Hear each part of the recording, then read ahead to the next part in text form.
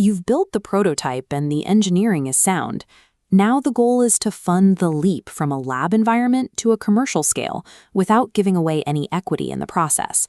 But here is the reality. Having an objectively brilliant piece of hardware does not guarantee a single penny of government funding.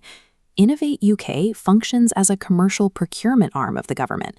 They prioritize specific economic outcomes, which makes rejection the statistical baseline for the vast majority of applicants.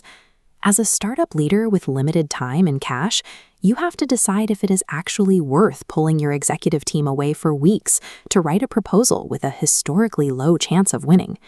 Government grants are not simply an injection of capital, they are a project. You have to evaluate this application strictly as a mathematical return on investment of your time. Look at this funnel representing the official Innovate UK application pipeline. It illustrates the extreme attrition rate built into the system. Roughly 14% of companies are rejected before a human even scores their proposal. These applicants fail to meet basic eligibility rules or apply for technologies that are outside the targeted development levels. Of the companies that are evaluated, a large portion successfully pass the minimum assessor quality mark of 70. Open Smart grants are flooded, dropping success to 2 to 4%. Strict themed grants push success to 20%. KTPs boast 80% success. But those odds come with a cost. You sacrifice project control to slower academic timelines and endure intense vetting by advisors before you even submit the application. A proper proposal takes over 200 hours to prepare. To justify that effort, you generally have to sacrifice the freedom of an open grant and commit to a highly constrained, targeted category. Even in a targeted category, many applicants receive a positive score from the assessors and still walk away with zero cash. Innovate UK grades out of 100%. The 70% quality threshold only qualifies you for consideration. Funds are allocated top-down until exhausted, so the actual funding line floats in the mid-80s. Projects scoring 85% are often rejected because the budget ran out. A passing grade of 70% is just validation of the idea. Unless you beat that floating top threshold, your return on the application effort remains zero. The official feedback data shows that 80 to 85% of grant proposals failed to reach the funding line for a few consistent reasons.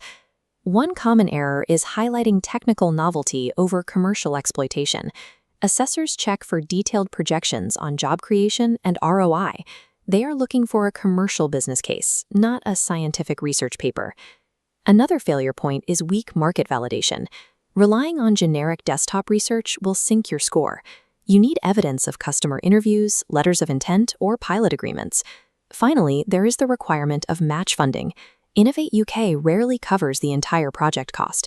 You must demonstrate that your company can reliably finance its required contribution, which is usually 30 to 55% of the total. If you cannot demonstrate the ability to finance that match funding, the project is discarded, regardless of the technology. Assessors are tasked with evaluating business viability and the return on taxpayer investment first. The technology itself is secondary to those commercial metrics. This framework provides a systematic way to decide if you should invest your time in an application right now. First, do you have your portion of the match funding ready? If the answer is no, stop. You should focus on private capital. If yes, move to Node 2. Do you have primary market evidence like customer interviews or letters of intent? If no, focus on commercial market validation before applying. If you have that evidence, check if your technology fits a themed sector or a university-linked KTP. Pursue those higher success rates. If it doesn't, you are left with the Open Smart grants, which require a much higher level of competitive differentiation. Using this framework as a prerequisite prevents you from spending your startup's runway on a proposal that is statistically unlikely to win. The reality of Innovate UK is that you must plan for the possibility of failure on the first attempt. Many successful startups only win on their second or third try. They take the assessor criticisms and meticulously rewrite the proposal to push a low 70 score into the high 80s. This iteration process is a 12 to 18-month commitment.